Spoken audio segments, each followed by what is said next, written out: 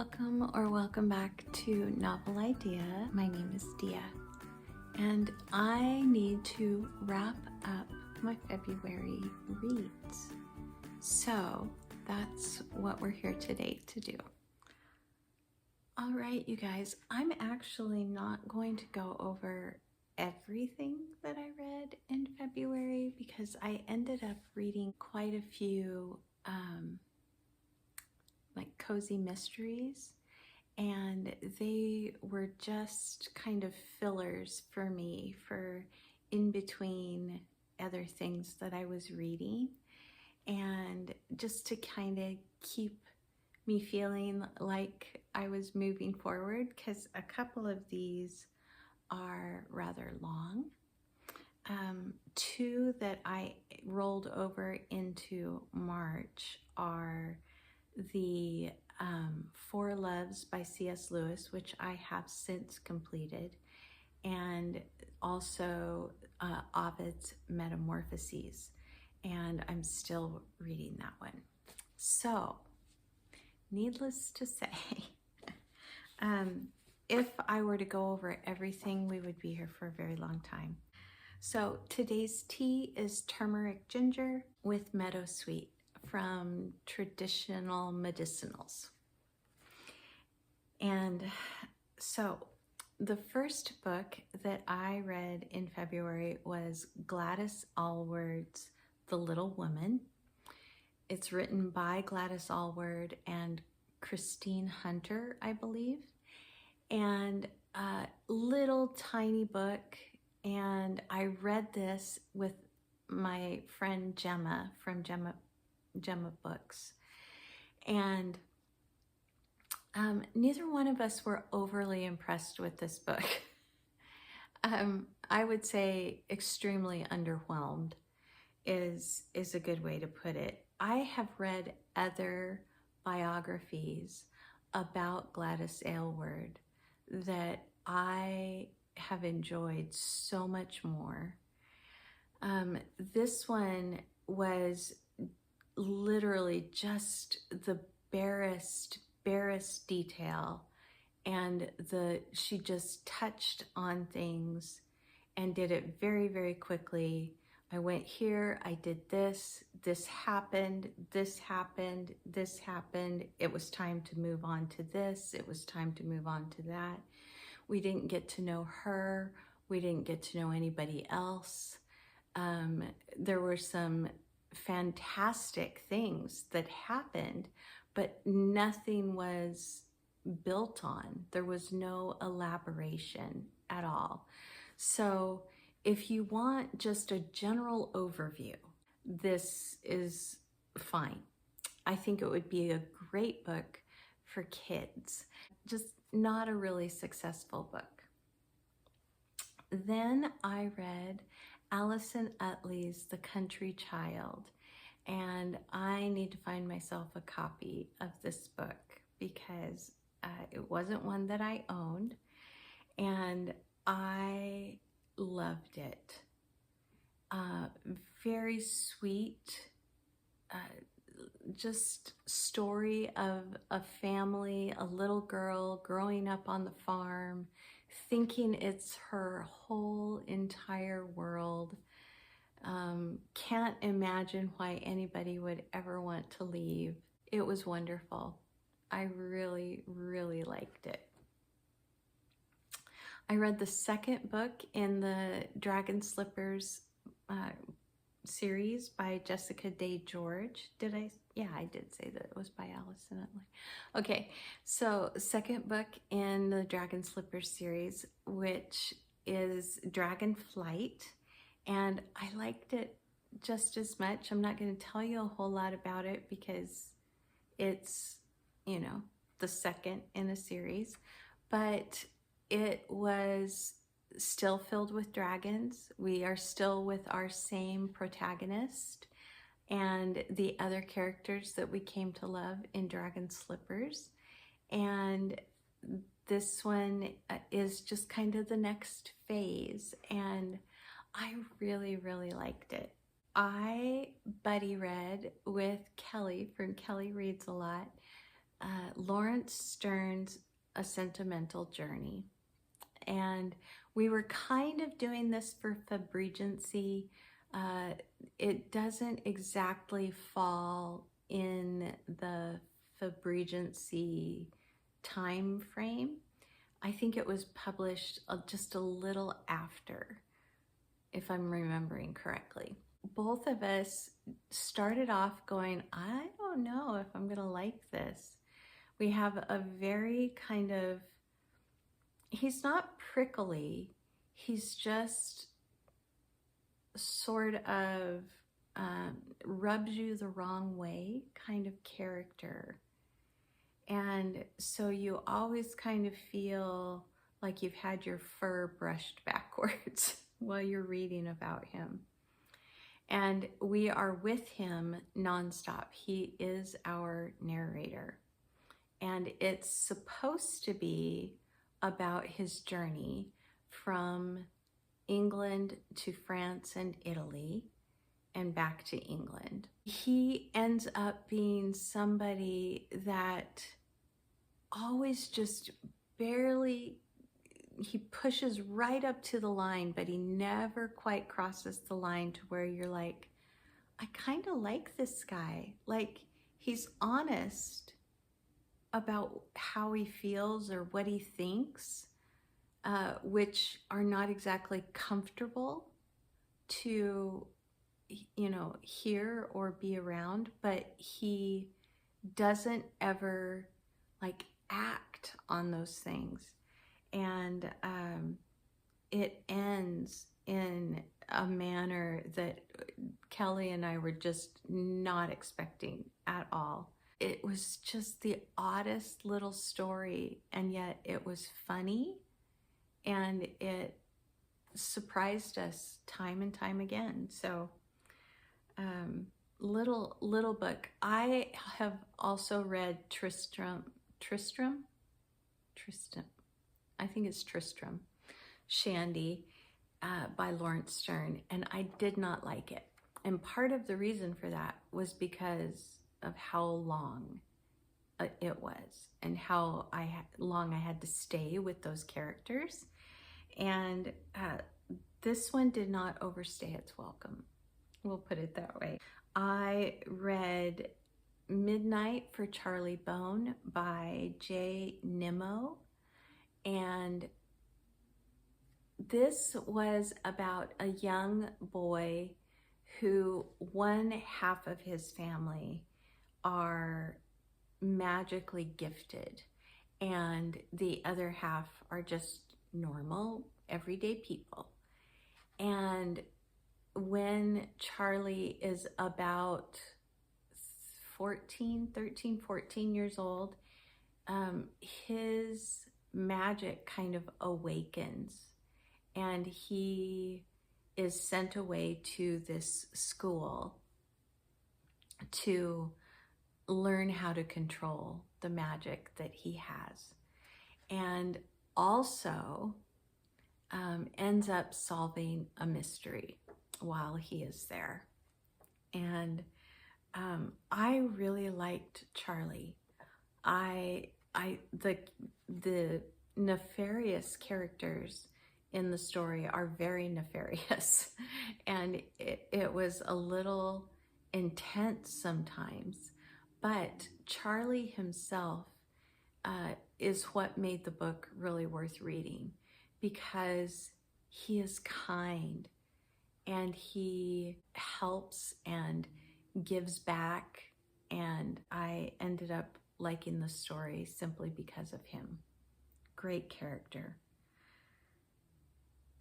Then I read Wild and Distant Seas by Tara K. Roberts, and this is not a retelling of Moby Dick, but it is reimagining of a couple of the characters from Moby Dick. It covers, is it 3 or 4 generations? 1, 2, 3, I think it's 4 generations of women that get embroiled in life with one of the characters from, well, two of the characters from Moby Dick.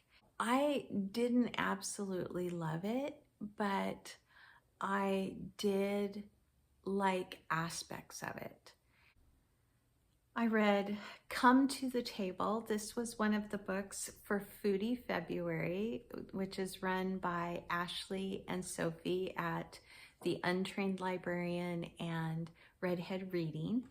And this one was just one of the foodie books that I had on my shelf.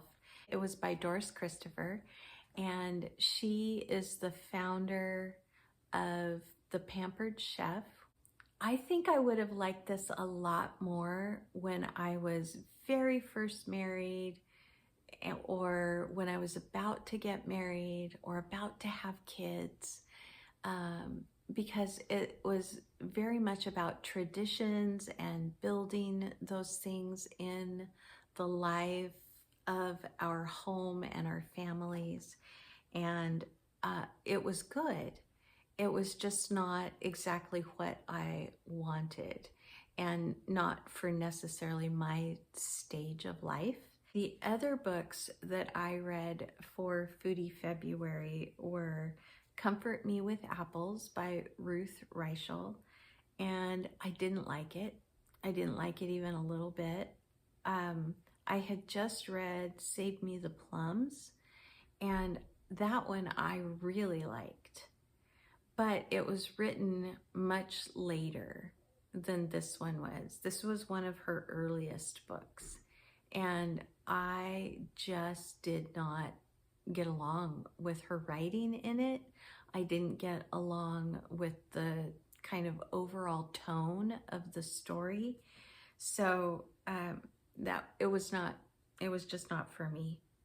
I also read Jane Austen's Table. This was for both Foodie February and FebRegency, and I ended up making a recipe or two.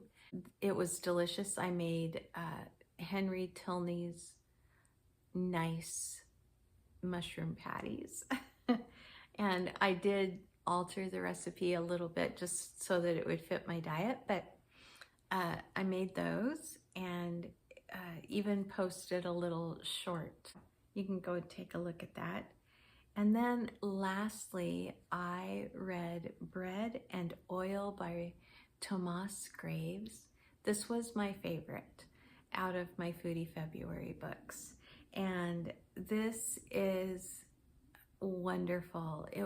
He kind of sweeps us back in time and tells us why certain things are really important to our health and to our communities, to our bodies, to the traditions that we create.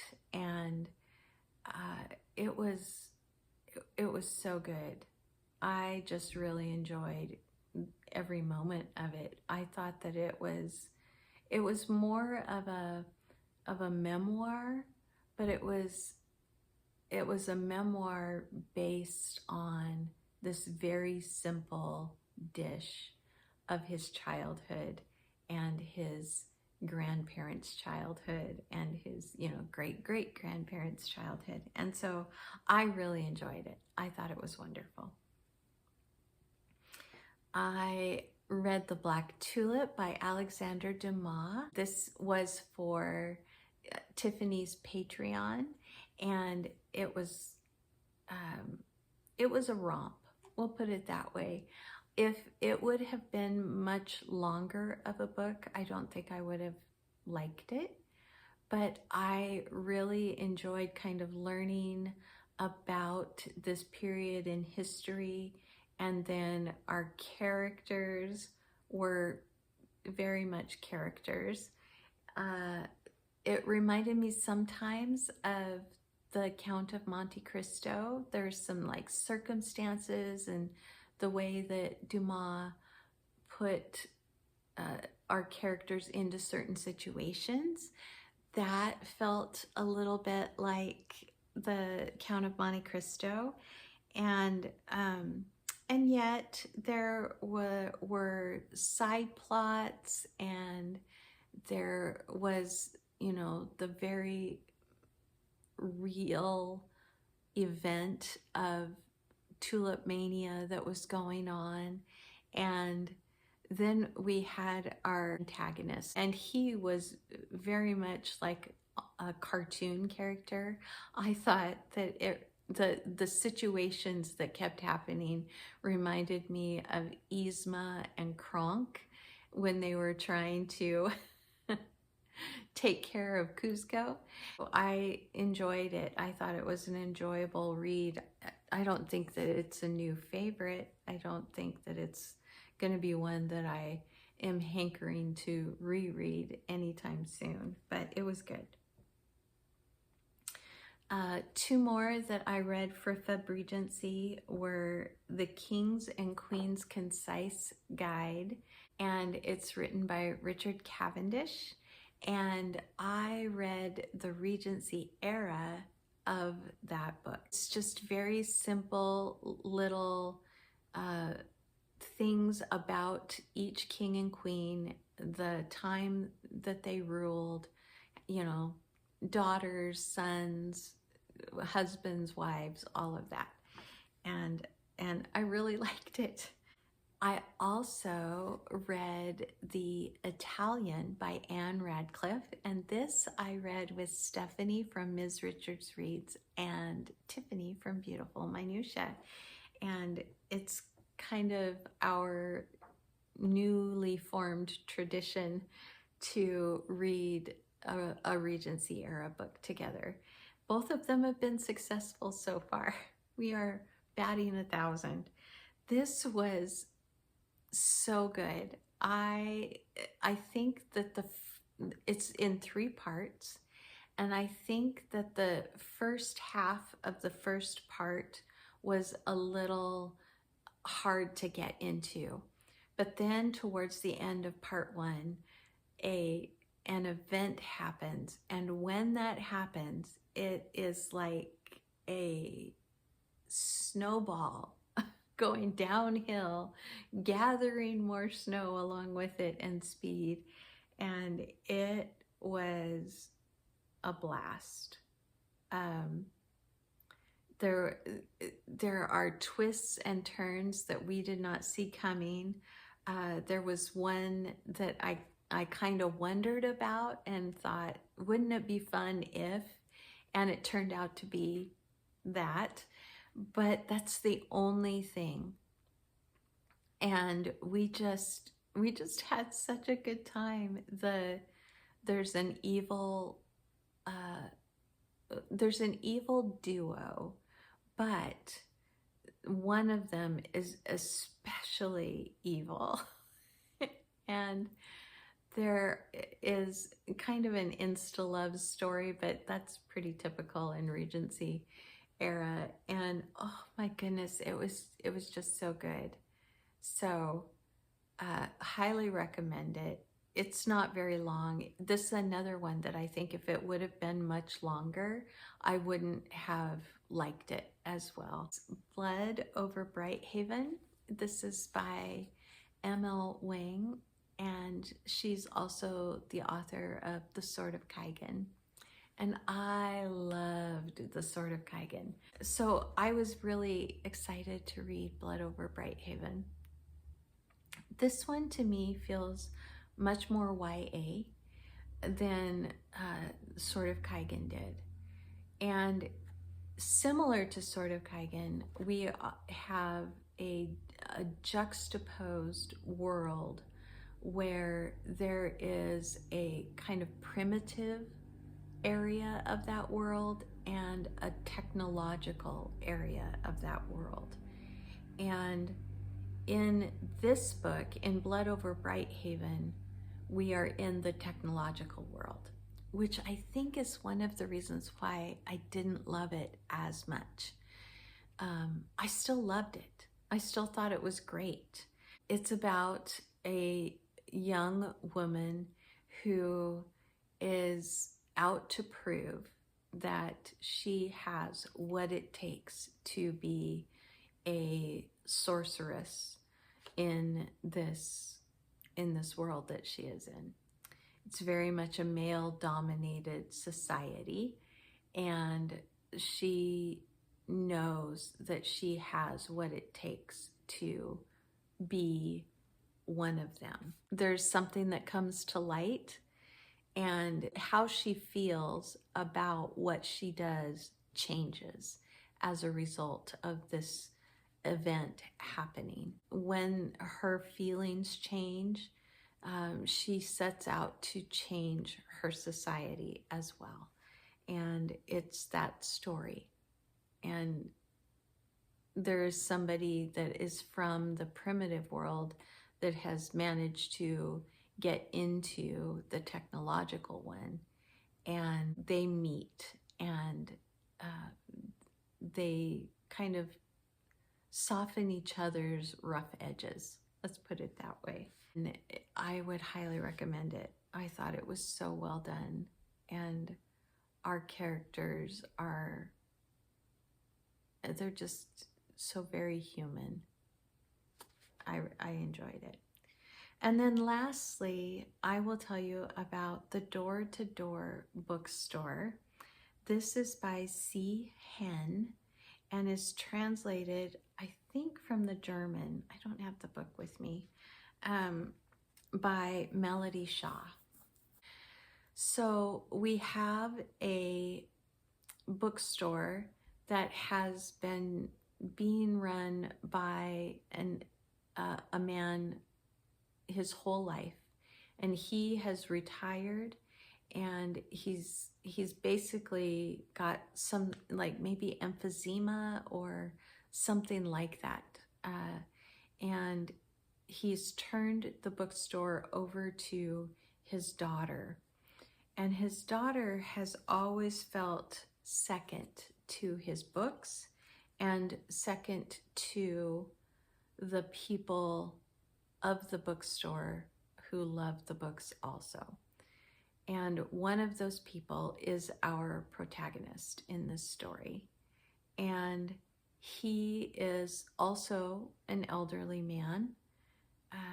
And his job is to take the book orders that come in to people around the city. So he has certain people that he delivers books to every week.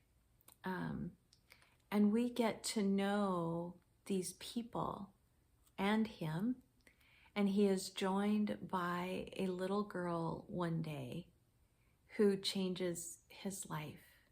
And it is kind of a story about the way that we need people and what life means when it looks very different from what you thought it was going to for the rest of your life. And the way that people can change us if we allow them in even just a little bit.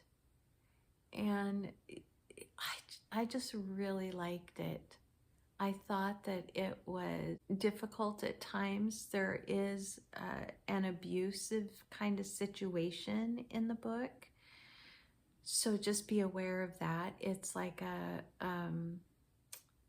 domestic abuse situation. It's not prominent and it isn't overdone, but it is there and it could be triggering. So just be aware of that. One of the things that I loved about it was that our door-to-door bookman is not really aware of people's real names. He gives each of his customers a name based on sometimes where they live or how they present themselves or the kinds of books that they continue to order. these kinds of things, he comes up with names for them. And it's precious. You might see it in the top books of the year at the end of the year. I liked it that much. I had a good reading month. That is everything from me. That's everything I read in February. I'm reading the treatise on the love of God by Francis de Sales. I'm reading R.M. Bound's Power Through Prayer. I am reading Anathema by Neil Stevenson. And I am also reading Abhorsen by Garth Nix. I'm enjoying March so far, and I hope that you are as well. I have read one middle grade all the way through. I'm in the middle of another one.